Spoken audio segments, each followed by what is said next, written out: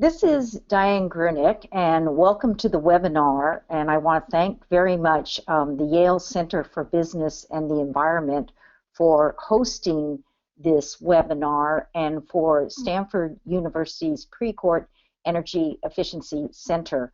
The title of my talk this morning is going to be The Next Level of Energy Efficiency, which will be discussing some of the work that I've been doing here at Stanford University and in conjunction with people not just in California but around the country and internationally. And I want to say from the beginning that I'm very much seeking input, feedback from others who are involved in energy efficiency. So if this is an area of interest to you, the last slide has contact information for me. Please feel free to reach out, and if you just want to keep track of this project, just again, feel free to be in touch with me. That I had the great honor of being a commissioner at the California Public Utilities Commission for 6 years and oversaw its energy efficiency efforts and have been long involved in energy efficiency before that, starting with Governor Brown's first administration. And so I feel that it's very opportune now to really think about how can we take energy efficiency to the next level. And that's what I'm going to be talking about this morning. So let me begin right now. Let's see, I'm not able, there we go. In the work that I'm doing, there's 4 areas that I'm focused on, and I'm going to be talking about those today. The first is the 5 challenges ahead, and that's a published article that I'll review. The second is new tools and opportunities. The third area is an updated policy framework. And the fourth area is on harnessing market forces.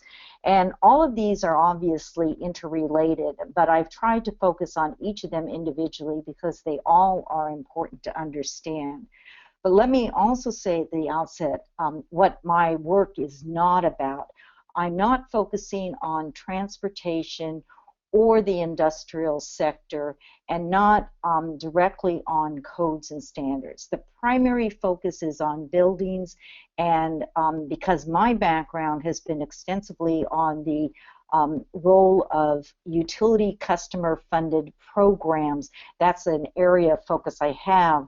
Though also increasingly important is how we're bringing in private investment, since we are not going to be able to fund the level of energy efficiency that we need to be doing to address climate change simply through public funds. So there is a great deal of interrelation, I'm convinced, of thinking about leveraging the private investment with public monies. And again, I want to emphasize how much all of these areas are related. Let me add that this project also is focused on energy efficiency and not on demand response, so obviously that is an area of great importance. So the first thing that I'll focus on now is the 5 challenges ahead, and this has been laid out in an article that I published last fall in the Electricity Journal, the September issue. It is published open access, so it is freely downloadable and shareable, and that has more information on the items I'm talking about today. But there are 5 challenges in particular that we have to think about and have to address if we're going to get to the next level of energy efficiency. First is to dramatically increase the magnitude of savings. The second is to diversify the sources of savings. The third is to measure and ensure the persistence of energy efficiency. The fourth is to integrate energy efficiency savings within a greenhouse gas emission reduction framework. And the fifth is to understand and value energy efficiency as part of an evolving grid. This morning I'm going to focus on the first, the second, and the fifth area and not talk about specifically persistence or the carbon reduction, but I do want to emphasize that persistence matters hugely. That in our existing framework and for much of what we've done, we've really focused on an initial payment for a widget. There's been some attention to, is it actually installed, but we haven't really thought through how can we have the entire framework look at persistency. And this is important for 2 reasons. The first is that for carbon emission reductions, we need to make sure our energy efficiency is long-lasting. And the second, highly interrelated with that, is cost. If we're paying for energy efficiency, we want to make sure that those savings endure for whatever amount of time we can really stretch them out. It's just not cost effective. It's just not something that we can afford to be doing, to be paying for energy efficiency one year, then pay again and again. The other part that I'll remark upon here on the carbon reduction framework is that obviously with the Clean Power Plan that is an important step forward, at least in my mind, for the role that energy efficiency can play. We have been involved in a number of discussions about when you're thinking about carbon emission reductions in the Clean Power Plan, should it be measured on a gross or a net basis? And for carbon emission reductions, gross savings matter from energy efficiency, and that's what we really want to focus on. There may be reasons, other reasons separate, that we're looking at the net savings, such as if there's ratepayer money involved, is this an appropriate use? But at least my viewpoint is on climate change, you really want the gross savings. And we want to look at it from all sources that we can. There's an awful lot coming in the private sector, such as PACE funding. All of these, in my mind, should be able to be counted when we're looking at the role of energy efficiency. So let me now turn to some of the other three other challenges briefly. The first one is increasing the magnitude of savings. And what you see on the screen is an illustrative analysis that was done by a consulting company, the Energy and Environmental Economics, Inc., or E3, and it's published, again, open access in the Science magazine, January 2012. This is illustrative, but the top blue line is their analysis of how much energy efficiency we need to be procuring, essentially, by 2050 to get to the type of deep carbon emission reductions. Here in California, we do have a goal specifically to get to our 2050 target of deep carbon reductions, and this is illustrative of the different types of pathways that we can be using. Under all scenarios, not just this one, but the others that have been done, they all show a dramatically expanding role for energy efficiency for two reasons. The first is just that energy efficiency can avoid emissions, and that's obviously a direct benefit and directly important in a carbon reduction scheme. But the second is the cost mitigation impact, that while the cost of renewables has been going down, it still is oftentimes or generally more expensive than what may be a alternative natural gas power plant. And so you can essentially think that energy efficiency has played and is likely to play a role in subsidizing what are some of the more expensive carbon emission steps that we're going to have to be taking. And one of the areas that's going to become increasingly important is decarbonizing our transportation sector. So we want to think about the role of energy efficiency in both ways, for direct emission reductions and in reducing the costs of overall compliance. So the next challenge I've described as diversifying savings sources, and my apologies if you can't read the numbers here, but they're illustrative again, and this comes from some studies of what is the electricity consumption in California buildings. The top one is residential, the bottom is non-residential, and for some reason, there are different colors used. On the top, lighting is the blue, and it shows that it's 22% of electricity consumption. And on the bottom, lighting is purple, and it shows as 29%. So you can flip it around and think the non-lighting consumption in California buildings on average has been about 78% in residential, 71% in non-residential. So 70 to 80% is non-lighting. That's a sense. You've got the picture now of consumption. Now let me show you what we have as happening on the reported savings from energy efficiency activities by the California investor-owned utilities. And this is on emission reduction. There's an excellent website hosted by the California PUC, which is the Energy Efficiency data portal, and I encourage everyone to go there. There's a lot of information. But the point being that if you look at the top of this bar graph, indoor lighting, you can see is dramatically and overwhelmingly the cost of where we're getting, is the source of where we're getting energy efficiency. And we all know why that is the case, that we have had the benefits of technology coming into play where we have CFLs, that they can replace the incandescents, and they are relatively inexpensive and easy to use as a measure in energy efficiency efforts, particularly those that are run through the utility or other program administration efforts.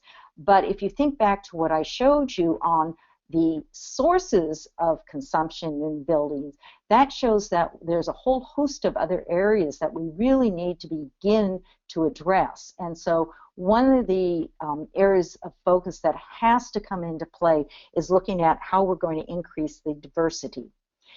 Then I'm going to, as I said, the third one was on persistence, the fourth one was on carbon. I'm going to move now into the fifth challenge, which is the evolving grid.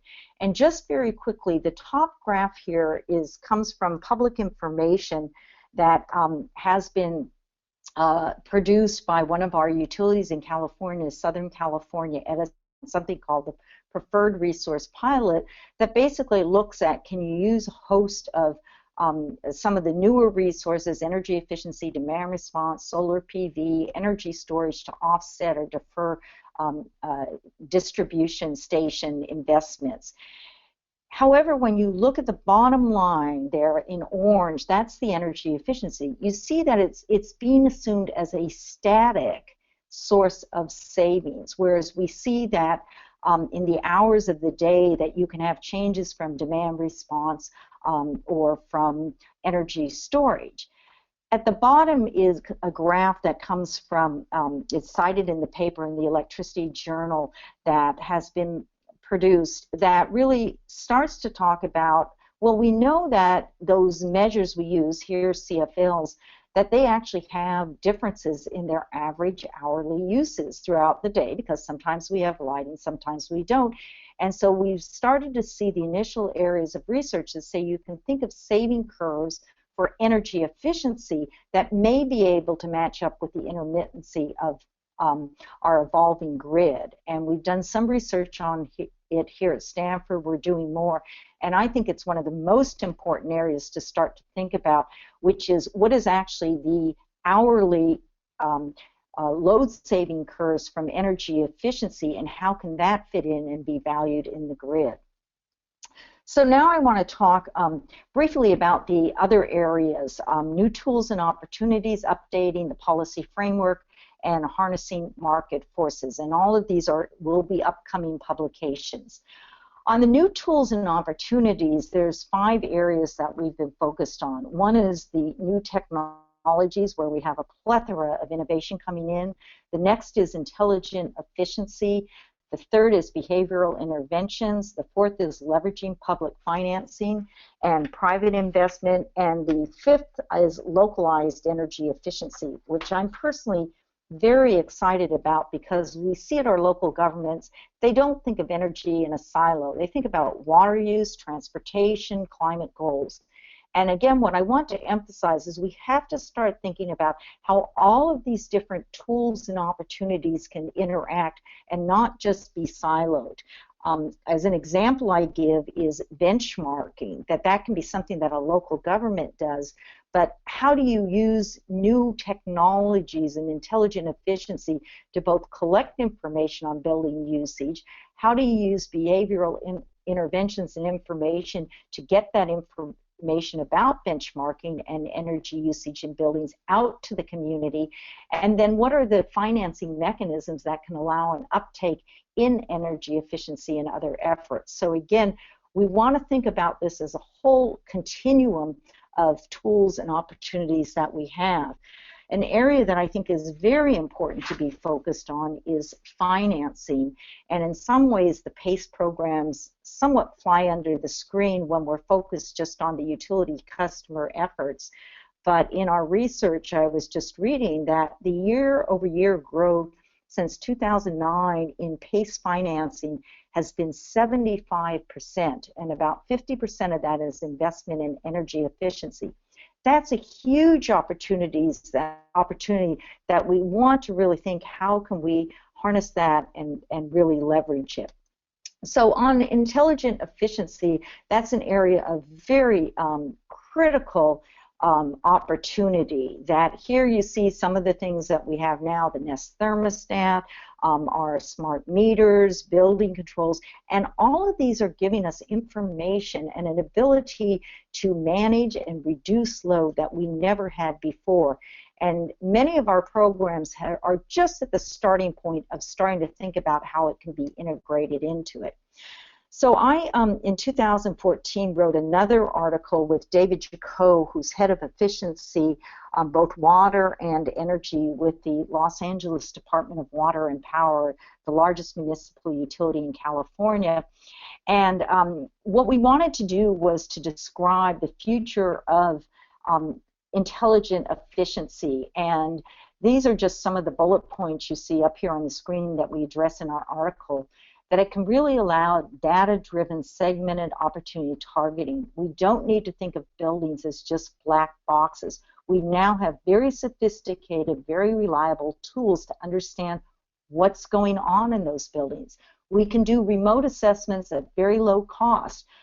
There certainly is a role for on-site audits, but the remote assessments is a new tool that can get us a long way there, so that the first interaction with a customer gives them solutions, doesn't give them problems about we want to go in and disrupt their operations to understand their buildings.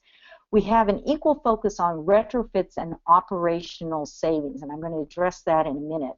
We can look at whole building driven EE and not just energy efficiency. And an area that I think is incredibly important is we can monitor if we've done interventions for energy efficiency. Are those savings persisting? And if not, we can then engage with the building occupants and owners to make sure we're getting the savings that we had forecast. So these are really the new tools and opportunities, and again, we'll be having an article coming out about it. But I want to move into the last two areas quite quickly, the updated energy efficiency policy framework. I think that we have to really rethink through how our policy framework is set up. And I know some of these go very much against how we've done it for 30 years or more. And I've been involved in setting these policies. But as I've thought about it, I've decided that if we're going to move ahead, we have to make some fundamental changes. A focus on metered savings, metered savings I put down, but I should have said metered energy consumption. We don't yet have the power to actually just meter saving. It still is somewhat of a baseline and a counterfactual. Moving to pay for performance that counts all savings. I personally want to have a very robust discussion about, is it time to move away from attribution and even cost effectiveness fights? Cost effectiveness, we have much going on to say how can we expand the benefits so that it is more equal, but it is perhaps time, if we're going to get to that level of efficiency that we need to for climate change, to think about, should we just decide we're going to spend a certain amount of public money smartly, efficiently, and obtain as much energy efficiency as we can. We have to start paying for extra attributes, and dissemination of data is incredibly important. So I'm going to quickly, again, move through two very, very important new laws in California. One is SB 350. You may have heard about it. Our legislature and governor have now doubled California's energy efficiency goals. And what is very important is that they actually are looking at having this based on normalized metered electricity and natural gas consumption. So we're moving away from widget and forecasting and engineering into actually looking at consumption as a measure of our savings. It also then has us look towards all sources of energy efficiency, not just widget-based and rebates, but operational, behavioral, retro-commissioning, PACE programs, and the like. So this is going to be a very important and exciting area. The other new law we have is AB 802, and this is based upon some work that Pacific Gas and Electric did with one of the analytic companies, First Fuel. And they went in and looked at a number of commercial buildings. And very interestingly, what they saw was that we have the majority, or I shouldn't say majority, but a lot of our framework in California for where the utility rebate programs are focused is above code savings, above our Title 24 code. And so what the study did was it took a number of existing commercial buildings and said, well, what's really the opportunity for savings? Is it mostly in above code? And if not, what are we looking at between below code, bringing the building up to code, and operational savings? And as you can see from here, about 75% was in fact below code or operational. And it was this type of analysis empowered by our new tools that led the legislature to say, we really value energy efficiency. We see it as fundamental for climate change. We're going to change the law that is going to allow our utilities now to not just seek above code, but all code savings. And so this law follows the same framework as SB 350 that's looking at normalized metered energy consumption for how we're going to be tracking savings, and that allows the utilities now to go after all types of saving, operational, behavioral, retro commissioning, that would be reasonably expected to produce multi-year savings. There's a major effort going on in California. The California Public Utilities Commission has essentially a web page on AB 802, and for those of you interested, I really encourage you to follow this.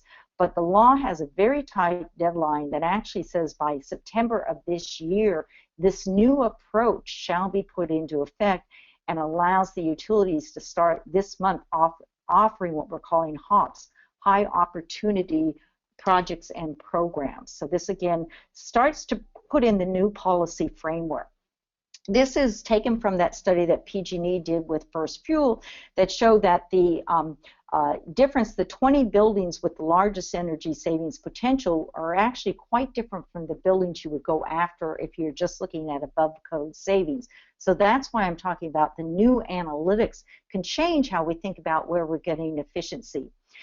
I'm going to close on the policy framework with just this is an example provided by Pacific Gas and Electric that to me talks about why we have to think about how our policy rules are set up. That in the world of energy efficiency under the total resource cost test, you actually count what is the participant's contribution. And what we find are customers are actually willing to pay more for LEDs because they have good lighting quality, they may be dimmable, etc. But that higher cost counts under the total resource cost test so that you actually have less cost effectiveness going towards an LED than a CFL. And when we're trying to bring innovation into our world of efficiency, I think that we need to say, where do we need to make changes in our policy rules and framework? So the last area that we're looking at and doing research and writing about is harnessing market forces. We've done pay for performance somewhat sporadically in the energy efficiency world for decades, but we haven't really focused on it. And I think now, again, with our new tools, this is the time to look at a new generation of pay for performance. And so we're going to be launching with the utilities in California some very initial pilots, but I think it's a very important and exciting area. So with that, I'll close and just turn it over to our host to take any questions. But if you'd like to receive updates or provide any input, I very much welcome it. Thank you very much.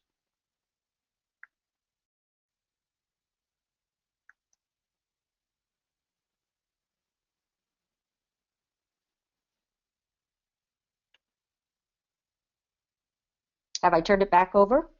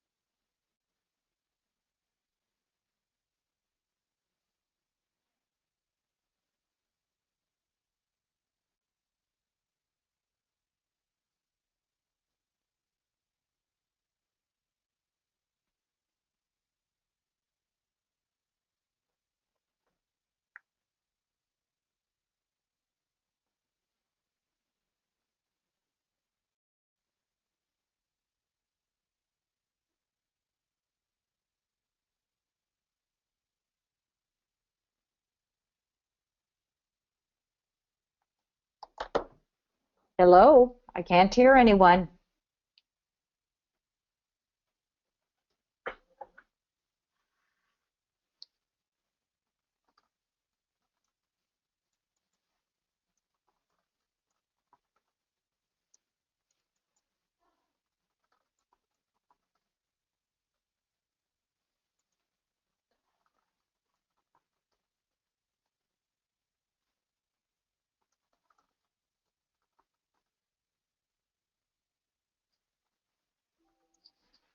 Hello?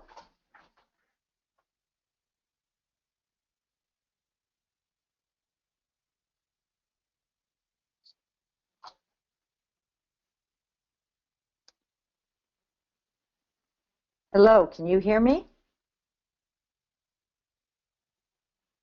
So I have a question up on the screen. How can we best address human behaviors, especially when it calls to small adjustments like helping mediate plug loads, which appear to be the largest residential electricity consumption component in California? And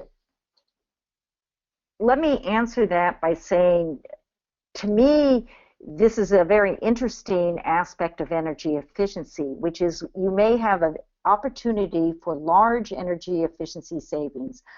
Plug loads are, in fact, the largest growing segment. I think I read that all types of plug loads, including our refrigerators, are about 75% of residential consumption in California, and probably similar around the world, or similar in the United States. And it may be that we can have human behaviors that are low cost that can address that. But you need to think about it, how are you going to have an uptake on that human behavior? We have types like O-Power programs. You can have community-based competitions. We're doing some very interesting research here at Stanford with the Girl Scouts on how they're able to mobilize their families and their communities around human behavior. But then we want to think about tracking the persistence, and that's where I see that we can have all of our different tools come into play, and under our new laws in California, which explicitly say we can have the full array of savings no matter what the source, where it can include operational changes, it can include behavioral. So this to me is we want to start with pilots, but then rapidly expand. What are ways that we can bring in all the social science we know about behavioral modifications and nudges into energy efficiency? And that requires an ability that if it's a utility program, it can count savings from a full range, but that we have some rigor then frankly, with our academic community who knows about social sciences so that we understand what works and what doesn't. Thank you. Is there another question?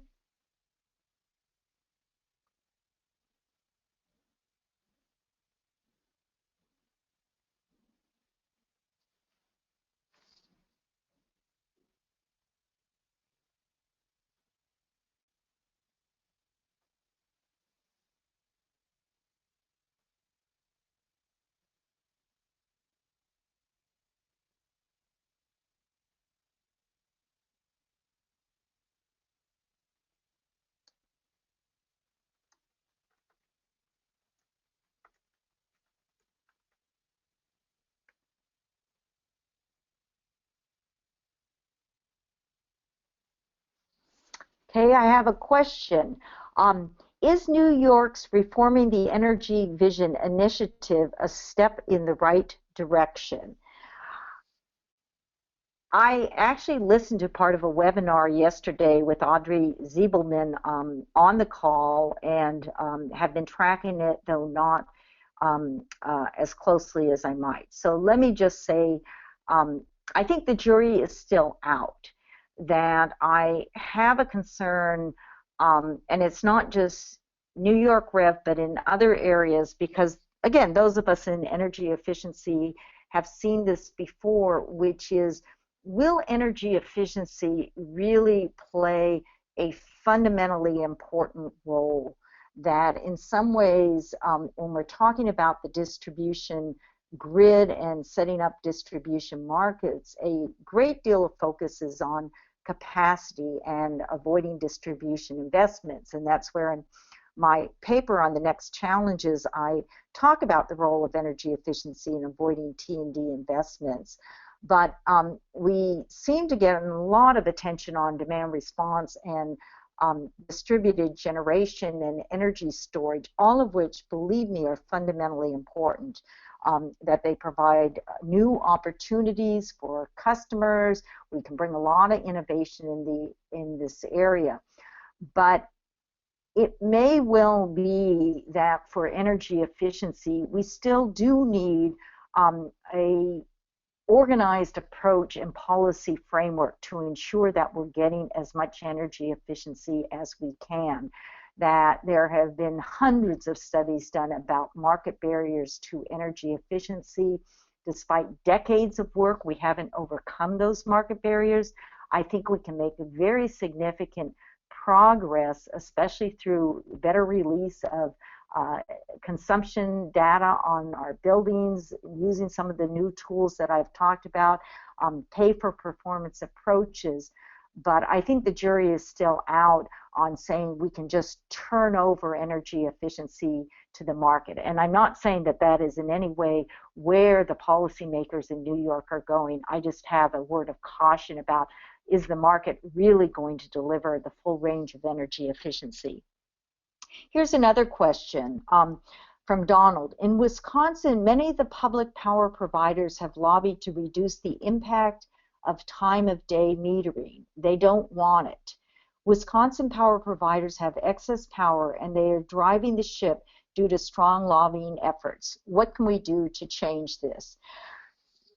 That sounds like a political issue, so I don't know, especially because I'm not directly on the scene in Wisconsin, to offer an opinion about the political side. But what I do think we need to be doing is how are we building up the full range of the private sector and energy efficiency investments that I have been an incredibly strong supporter for my entire professional life on the role of public goods charge for energy efficiency and having utilities or other program administrators really take the lead on energy efficiency. But frankly, it still is a fair amount of an insider's game. Our rules on energy efficiency are incredibly difficult to understand if you aren't immersed in it. There's a lot of folks who are dependent upon one buyer of energy efficiency, the utility, and I think to the extent that we can broaden the participants in energy efficiency, that's going to help respond to some of these political resources.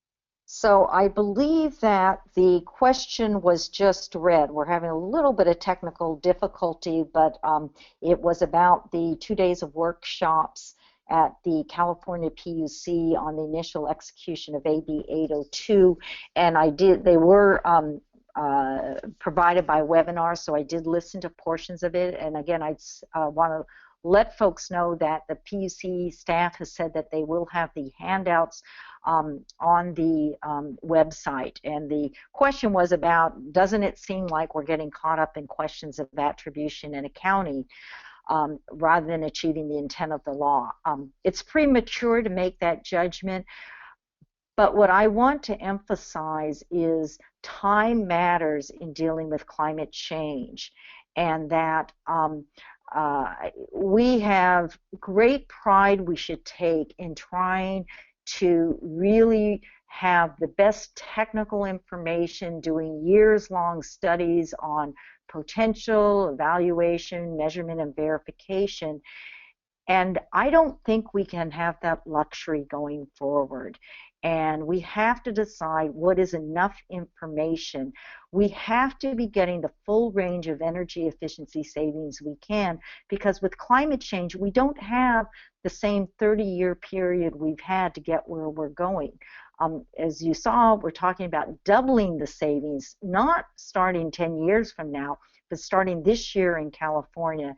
So I am no longer a policymaker. I'm just offering my observations now in the research and academic community, but I would err on moving quickly and seeing what works and what doesn't. So I think, again, I'm not sure if you've heard the question, but it came from David. Can you talk about the importance of performance guarantees or contracted savings in order to deploy energy efficiency and demand response in the residential and small commercial marketplace? This is the last area where we're doing our research and we'll be publishing on it, but I'm very, very interested because this to me is where we can address several of the challenges, or all of them, that I talked about, depending upon how you would design contracted savings and guarantees. That you can think about a payment is over time, that right now with our widgets it's given up front, but you can have performance contracting similar to what we have in the ESCO industry, which is on the larger commercial scale or industrial, or the MUSH market, going down to the small commercial buildings, where you essentially have aggregators who are going out across multiple buildings and then selling that combined product of energy efficiency with probably demand response back to the utilities, or who might be the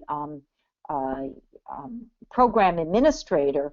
And so what you can have is the risk can be on the aggregator for individual buildings and what's happening with the savings, but the delivery then is a portfolio of savings that the program administrators are buying, and that depending upon how you structure payments from the program administrator to the aggregator, you can be going after in-depth savings, you can be targeting specific areas in the small commercial, you can really structure it. And these are the types of products that I hope we're going to see launching throughout the country in the next year or two.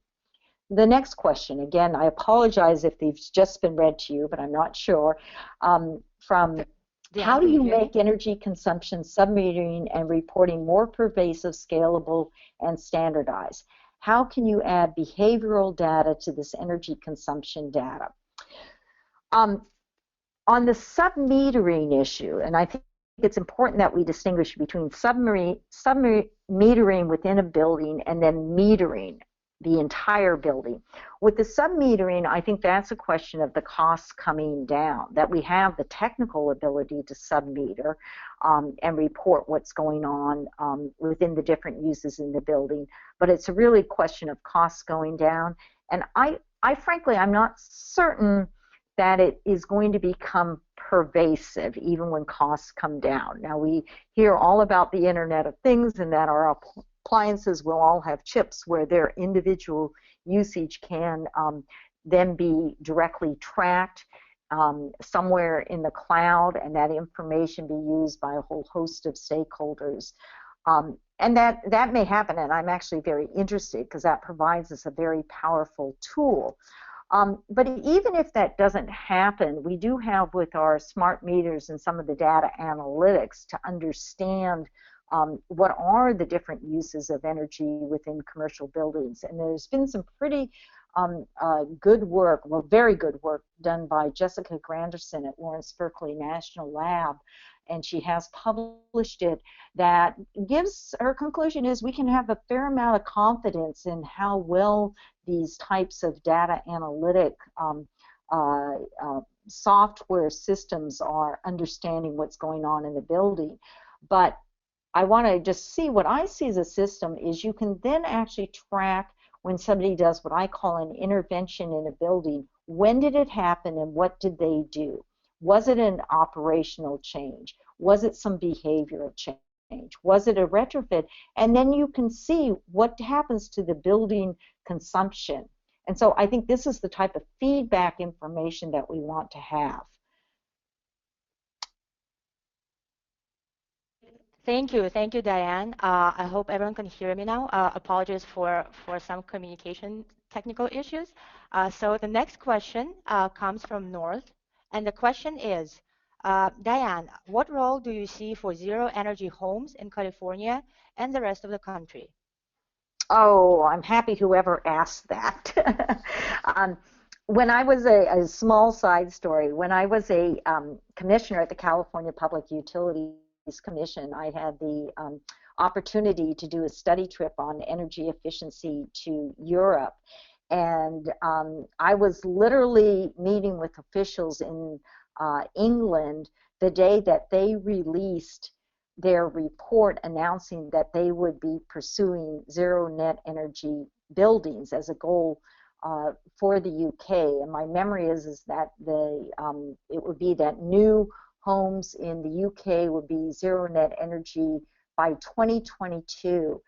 And I came back very excited about the concept of zero net energy buildings and had some excellent briefings from Lawrence Berkeley National Lab and others. And out of that, we launched in California something called the Big Bold Energy Strategies of what were really big things we could do in energy efficiency. And after many public workshops, we centered upon two particular areas, and those were goals for new homes in California to be zero net energy by 2020 and new commercial buildings to be zero net energy by 2030. It has not been put into a law because at least at that time, this was 2008, 2009, I felt we really needed to get a much better understanding of how to build zero net energy buildings and how they work. And so one of the great joys I've had is to see this type of an idea now become part of where our major efforts in California. So we are working very hard that they will go into our mandatory building codes within that time frame, 2020 on the residential, 2030 on the commercial.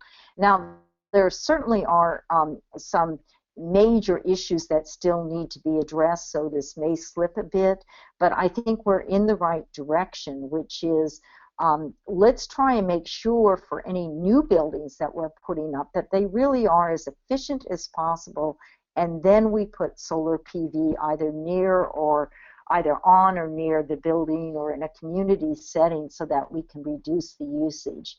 So I'm very excited about where we're going, and that's part of a not just national but international effort on really reducing the consumption in the buildings that we build. Great, thank you so much. Looks like a lot of exciting developments are happening in the clean home space.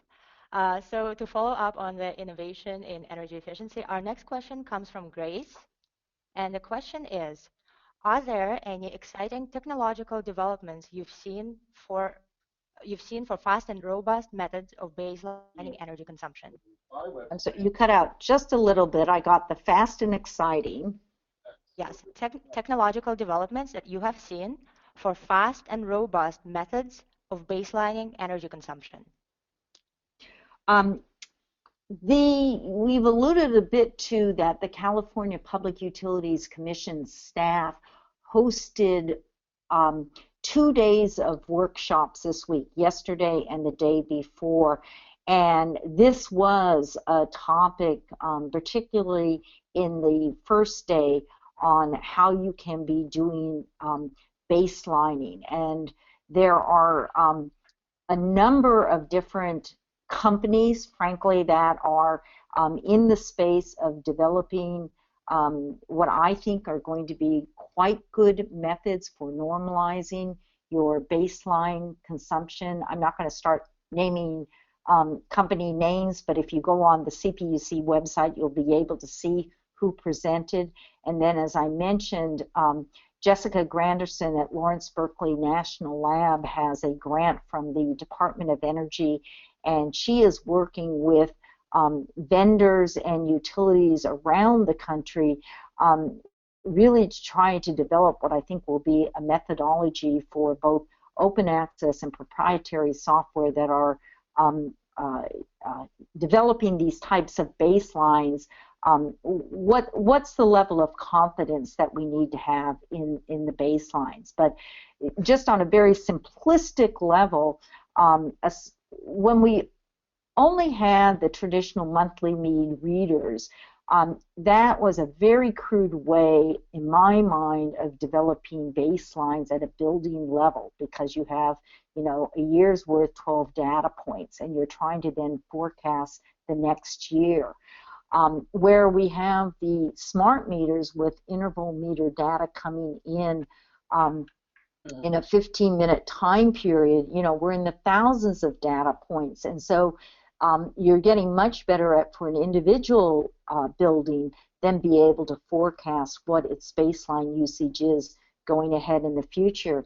Here at Stanford, we joined in a ARPA-E grant and got from Pacific Gas and Electric Company interval meter data for 500,000 residential and commercial accounts. I think it's the largest database of accounts of any academic institution. It's not in real time, it's historical data, but it is the interval meter, and our researchers, what they did was that they analyzed actually what were the peak load for each of those buildings, what was essentially its load curve. And they discovered that there were about 200 different load curves, and not just sort of the traditional one that you might expect for residential or commercial.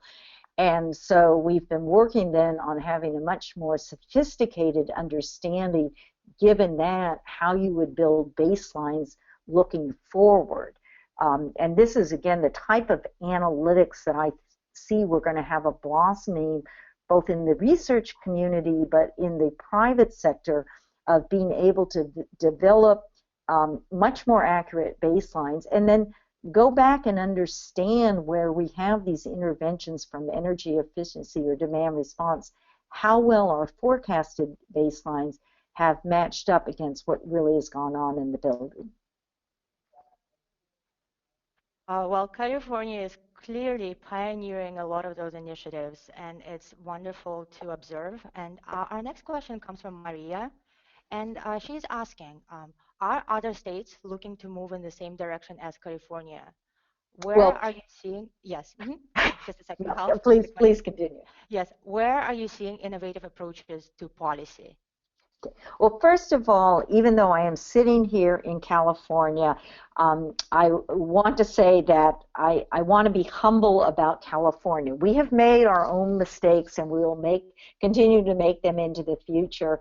And for those of you who follow the ACEEE scorecard, we have not been #1 for 5 years now, but the PUC Commissioner, Carla Peterman, who is now doing a wonderful job on leading energy efficiency at the California PUC, at the start of the workshops this week, she said, and I'm vowed with our new laws, we'll get back to #1. It's a very healthy rivalry, and there's tremendous work being done in many, many states. And so what I really look at is that what we want to do is have a healthy sharing of what's going on. And part of one of the reasons why I'm very excited that Stanford and Yale have gotten together on this webinar is that I personally would like to make much better use of webinars and the web for sharing of information. And maybe we could think about having a whole series of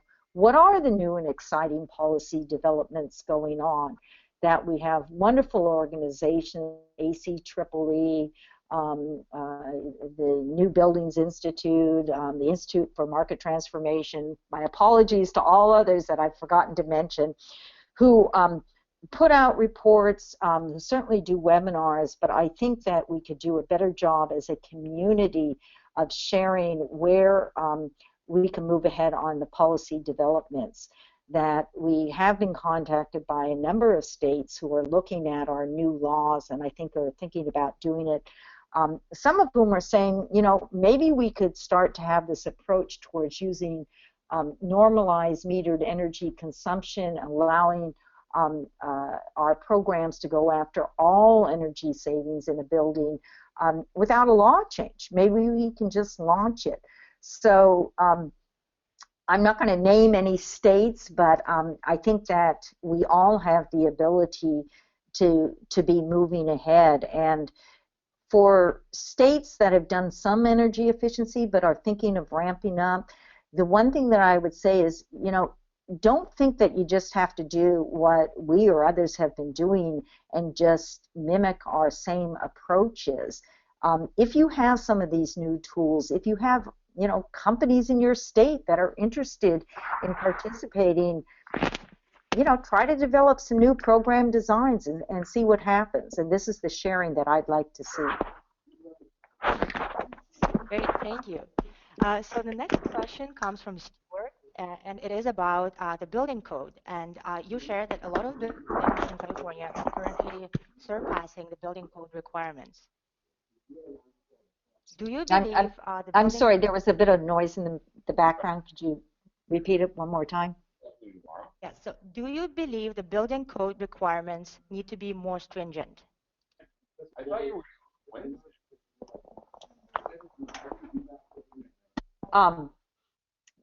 I think you just said the question, do I believe the building code requirements need to be more stringent? And that's an awfully broad question in that you have different building codes in, you know, all our different states. And certainly, while I do not consider myself an expert on state building code status, I am familiar that we do not have a uniform approach of updating each state's building codes. And so there are some states, again, I'm not going to name them, where I think that it's, you know, time to adopt new updated building codes. One of the issues we have, of course, is code compliance and understanding what is the difference between a forecast of building code savings and actual building code savings.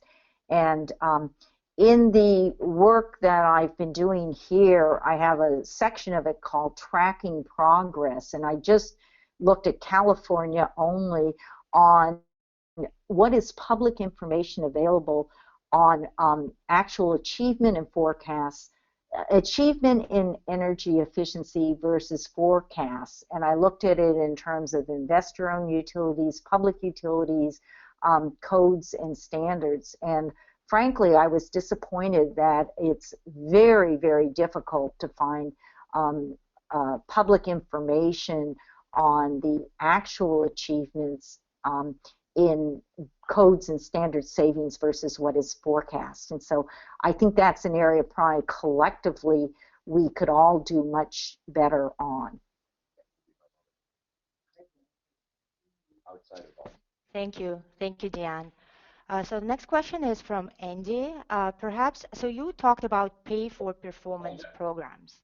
Would you mind elaborating a little bit about those programs and whether you have had a chance to lead one of those initiatives? Actually, what's interesting is that I think I mentioned at the outset, I'm really an old timer in this, that I started in the late 1970s in energy efficiency. And at some point in the, I think, early 1980s, I was doing consulting and worked with NAESCO, the National Association of Energy Service Companies, and we developed a standard performance contract, an actual contract, and then a statewide program with the investor-owned utilities in California. And it was widely used, and then it was no longer used, and I haven't gone back to really understand what happened. But so I actually have a stage in my career where I was very heavily involved, and we were trying to have it be not just the mush market, but across commercial buildings. And now we see sort of a resurrection of interest. And I think it's because our tools are much better. We know the basic concept of pay for performance, which is some entity is going to go out and get some end-use customers and sign a contract with them where they will be guaranteeing some level of energy efficiency savings. Depending upon how it's structured, then the savings can come out. The cost of the measures come from the savings off of the electricity or potentially the natural gas bill. And then you may have that flip over into not just a private transaction, but into a contract and a payment from the utility, either to the customer directly or to a third-party ESCO type vendor. And New Jersey has been running this type of program, I think I've heard, for over 15 years. And so what we're seeing now is, well, could we, instead of just having it be in the mush market, go after the smaller commercial market and maybe even in the residential market, where again we have much better ways to track what's actually the energy consumption in the buildings, understand what were the interventions that were used to achieve the savings, doing a forecast of the savings, and I think being willing to say, instead of just an upfront, what I call widget payment, if it's ratepayer money, that we're going to be having the payments go on over time. So this is the general concept. I've had a student who's been collecting information on, from what we can find, historical information. Again, Lawrence Berkeley National Lab has a terrific database on ESCO programs. So I think we're going to really see in the next, year, tremendous interest in collecting information about what do we know about what succeeded and not succeeded, and what are the different pilot programs that we can launch, frankly, throughout the country. Wonderful. So following up to the information and data analysis, we have a question from Ben. And he's asking, what are some tools you have used or would recommend using to disseminate deep data to deliver accurate measurements and drive results? Would you like me to repeat the question? Yes, because I'm not sure I understand it. So why don't you repeat it?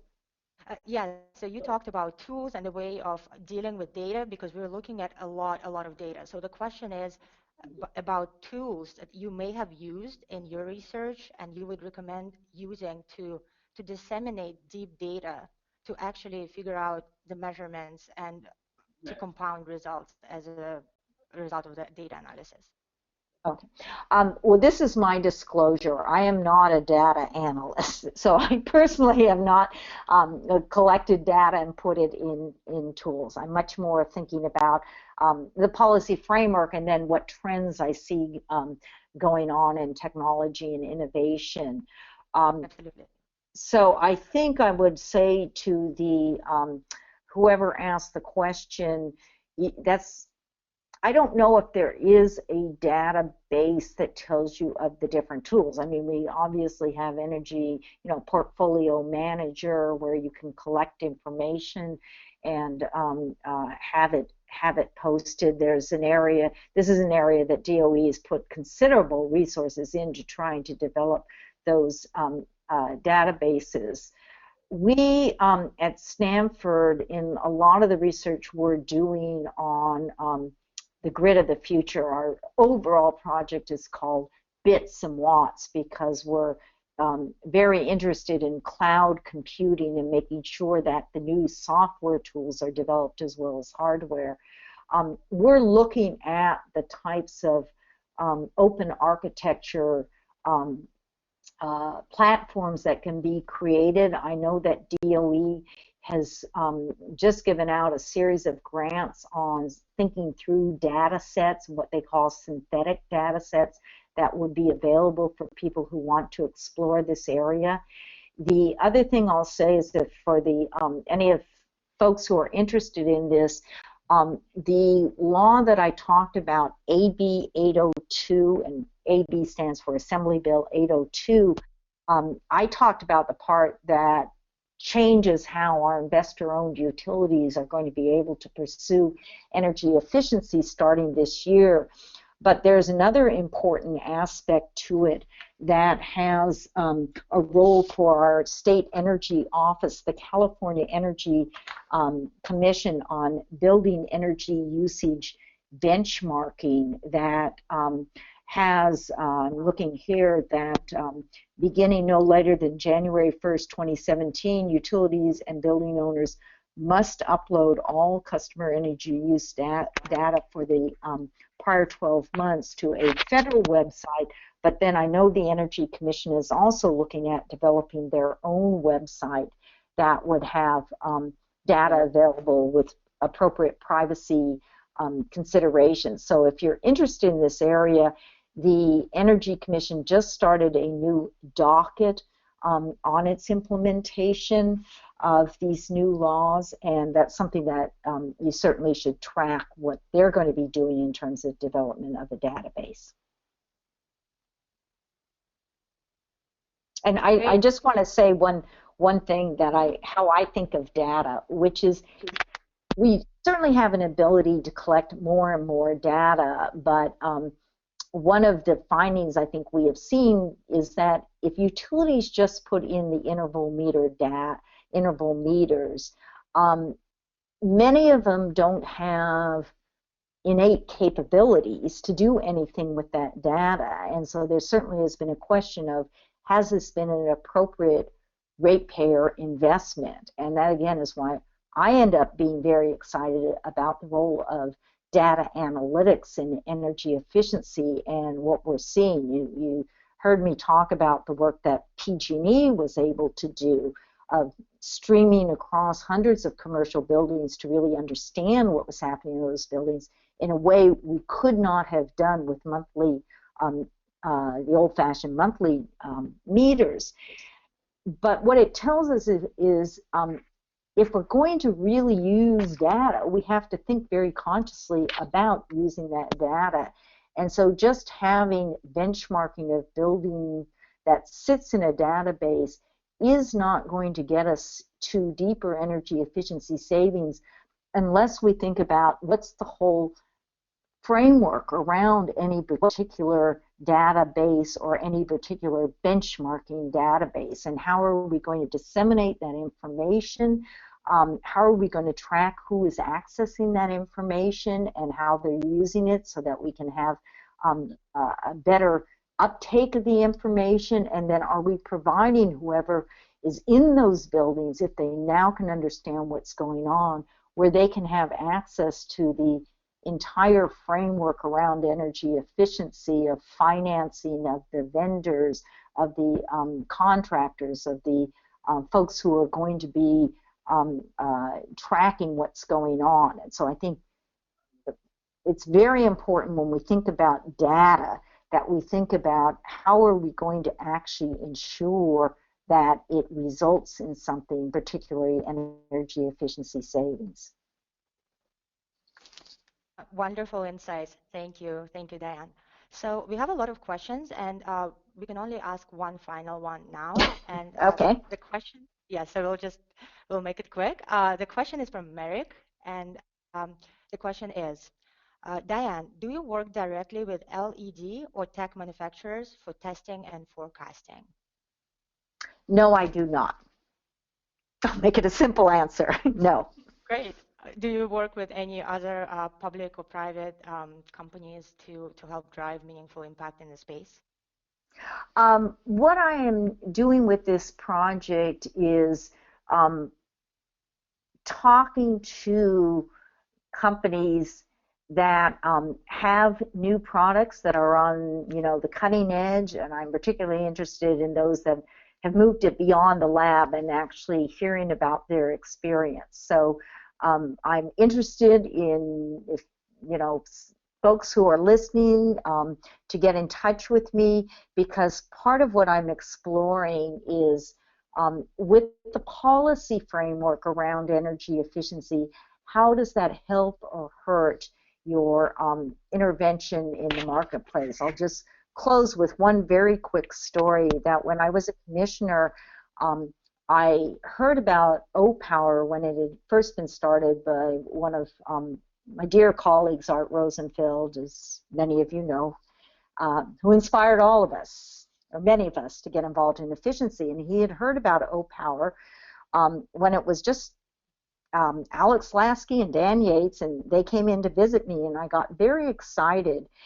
And then I learned that their entire business model was based upon selling a product, the O-Power reports, to utilities, who would then disseminate it to their customers, but that unless the utilities could count behavioral savings, they didn't have a business model. And so we were able to look at the independent analyses of the O-Power reports or other similar ones. I'm just using this as an example, and put a rule change in place in California that allowed the utilities for the first time to count behavioral savings. And that really brought home to me that in this area of energy efficiency, we have to think through the policy framework and understand that. Otherwise, where we have innovation and new technology come in, it may not be able to really get any traction in the marketplace. So I'll just end by saying I am interested in hearing from companies to understand what their experience has been between their business model and then how policy rules in energy efficiency affect them. Great. And that concludes our talk on the next level of energy efficiency. Once again, we would like to thank Diane Grunick and our audience for joining us today. Special thanks for your patience and flexibility as we work through our technical difficulties. If you would like to view the recording of this webinar, please visit the Events tab in Blueprint for Clean Energy section of the Yale Center for Business and the Environment website, or access the recording through our Yale iTunes University podcast. Be sure to join our live stream broadcast next Thursday, February 4th, for energy benchmarking, financing, and research, multifamily buildings in the Northeast, with Andy Padian, a private building science consultant with over 35 years of experience in energy efficiency of residential buildings. Thank you for joining us. This is Anastasia Kirushkina from Yale Center of Business and the Environment, saying so long from New Haven. Thank you.